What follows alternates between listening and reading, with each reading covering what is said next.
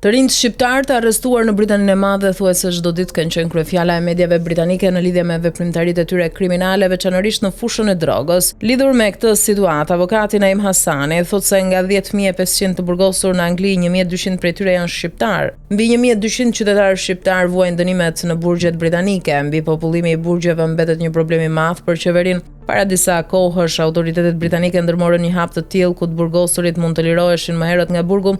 Dhe nga ana politike dhe financiare, mbajtja e huajve në burgjet e Britanisë përbën një problem madhor, thot avokati.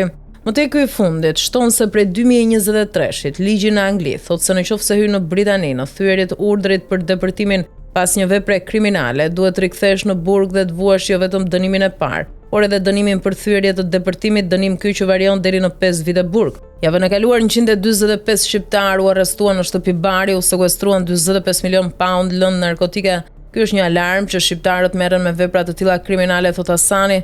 Sipas tij është një fatkeqësi që të rinjt shqiptar mendojnë se do të pasurohen shpejt në Angli, pa marrë parasysh pasojat nëse kapen. Është një fatkeqësi e madhe që të rinjt shqiptar që vinë në Britani dhe do të pasurohen shpejt me vepra të tilla, por përfundojnë në burg ose depërtohen duke ju ndaluar hyrja në këtë vend, nuk mund të futen në Britani derisa Ministria e Brendshme ta certifikojë se nuk është person me rrezikshmëri për qytetarët britanik në vizon ai.